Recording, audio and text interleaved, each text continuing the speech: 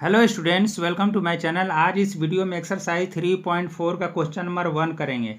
निम्न के सार्वगुणनखंड ज्ञात कीजिए। यहाँ नीचे कुछ संख्याएं दी गई है, वो भी संख्याएं पेयर में दी गई है, यानी दो संख्याएं दी गई है और इन दो संख्याओं के आपको सार्वगुणनखंड ज्ञात करना है। तो पहले इसका ये पार्ट करते हैं। ये पार्ट का नंबर है 20 और 28। अब सबसे पहले हम लोग क्या करेंगे कि 20 का फैक्टर निकालेंगे, यानी 20 का गुणनखंड निकाल देंगे। उसके बाद 28 का गुणनखंड निकालेंगे। अब इन दोनों गुणनखंडों में जो संख्या दोनों में हो वही उसके क्या हो जाएंगे, सर्वगुणनखंड हो जाएंगे, यानी कॉमन फैक्टर हो जाएंगे। तो पहले हम लोग 20 का गुणनखंड निकालते हैं। 20 के गुणनखंड यहाँ लिखेंगे 20 के गुणनखंड। तो 20 किस किस के टेबल में आता है, तो पहला लेंगे 1 के टेबल में 20 आता है। उसके बाद आता है 2 के टेबल में आता है। उसके बाद 4 के टेबल में आता है। उसके बाद 5 के टेबल में आता है। उसके बाद 10 के टेबल में आता है।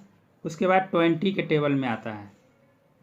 यहाँ देखिए, किसी भी नंबर के दो फैक्टर तो होते हैं, यानी दो गुणनखंड होते हैं। या पहला होता है 1 और दूसरा खुद स्वयं संख्या होता है। 1 और 20 तो होंगे ही होंगे इसके गुणनखंड। अब इसी तरह हम लोग 28 के गुणनखंड निकालते हैं। यहाँ लिखेंगे 28 के गुणनखंड।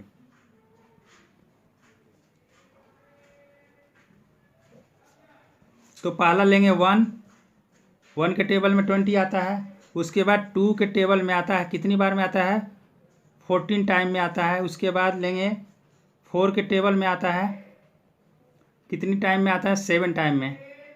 तो यहाँ लिखेंगे 7। उसके बाद 28 14 के भी टेबल में आता है। 14 2 जा 28 होता है। उसके बाद लास्ट में हो जाएगा 28 के टेबल में आता है। तो यहाँ देखिए 20 के गुणनखंड हो गए 1 2 4 5 10 और 20, और 28 के गुणनखंड हो गए 1 2 4 7 14 और 28। अब 20 के और 28 के जो दोनों गुणनखंड है, इसमें कौन कौन से नंबर कॉमन है उसको लेते हैं। तो पहला इसमें 1 है, यहाँ 28 में भी 1 है, 20 में 2 है, 28 में भी 2 है, 20 में 4 है, 28 में भी 4 है, 20 में 5 है तो 28 में 5 नहीं है, 10 है 20 में तो इसमें भी 10 नहीं है, 20 है इसमें 20 नहीं है। जो कॉमन हुए नंबर वो कौन कौन हो गए, 1 हो गया, 2 हो गया, 4 हो गया। तो ये आपके 20 और 28 के क्या हो गए, सर्वगुणनखंड हो गए। सर्वगुणनखंड 1 हो गया, 2 हो गया और 4 हो गया। इसी तरह किसी भी नंबर का हम लोग सर्वगुणनखंड निकालते हैं, चाहे 2 नंबर हो, चाहे 3 नंबर हो, चाहे 4 नंबर हो, कितना भी नंबर हो तो सबका फैक्टर निकालेंगे, यानी सबका गुणनखंड निकाल लेंगे। उसके बाद तीनों संख्या के गुणनखंड को देखेंगे कौन कौन से नंबर कॉमन होते हैं। जो कॉमन होंगे उसको यहाँ लिख देंगे, तो वही उसके क्या हो जाएंगे, सर्वगुणनखंड हो जाएंगे। इसी तरह आपको बी पार्ट भी करना है। बी पार्ट का नंबर है 15 और 25। तो पहले हम लोग क्या करेंगे कि 15 के गुणनखंड निकालते हैं। तो यहाँ लिखेंगे 15 के गुणनखंड। तो 15 किस किस टेबल में आता है, तो पहला होगा 1 के टेबल में आता है, 1 15 जा 15 होता है। उसके बाद 2 के टेबल में नहीं आता है, 3 के टेबल में आता है, कितनी टाइम में आता है, 5 बार में आता है, 3 के टेबल में आता है। उसके बाद 5 के टेबल में आता है। उसके बाद 5 के बाद डायरेक्ट ये 15 के ही टेबल में आता है। ये रहे 15 के गुणनखंड 1 3 5 और 15। अब हम 25 के गुणनखंड निकालेंगे।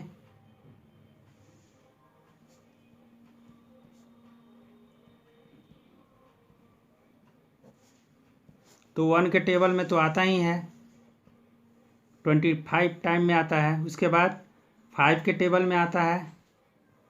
उसके बाद डायरेक्ट 25 के टेबल में आता है। तो ये रहे आपके 15 के गुणनखंड और 25 के गुणनखंड। अब इसका हम सर्वगुणनखंड निकालेंगे। सर्वगुणनखंड क्या करेंगे कि इन दोनों में जो कॉमन गुणनखंड होंगे वही हो जाएंगे इसके सर्वगुणनखंड। तो यहाँ लिखेंगे सर्वगुणनखंड।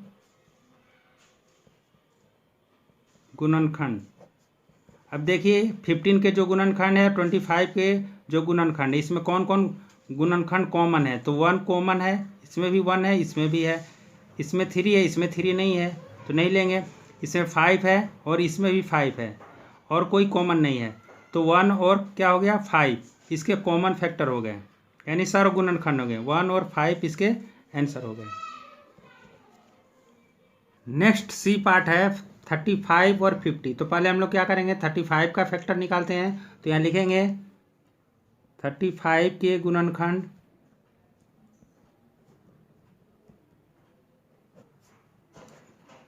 तो 1 तो इसका गुणनखंड सभी नंबर के गुणनखंड होते हैं, तो 1 आएगा पहला।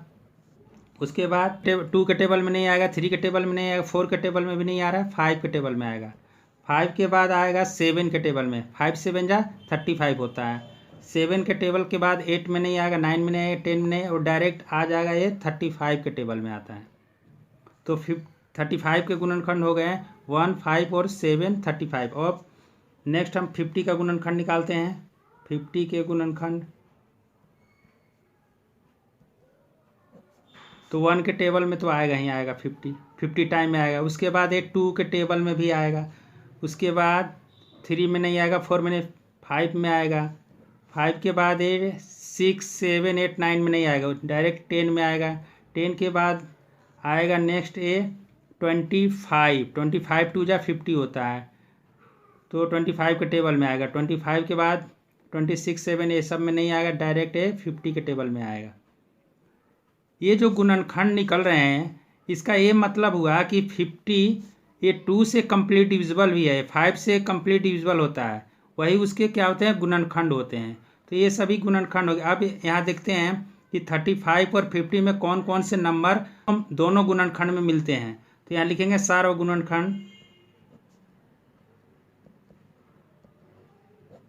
बराबर हो जाएगा। 1 इसमें भी है 35 में और 50 में भी 1 है। उसके बाद 5 35 में है और 50 में भी 35 है, तो और कोई नंबर इसमें कॉमन नहीं है। तो इसके कॉमन कौन कौन से हो गए नंबर, 1 और 5 हो गए। ये आपके आंसर्स हो गए, 35 और 50 के एक सारे गुणनखंड हो गए। नेक्स्ट इसका लास्ट पार्ट है। लास्ट पार्ट का नंबर है 56 और 120। तो पहले हम लोग 56 के गुणनखंड निकालते हैं। तो 56 के गुणनखंड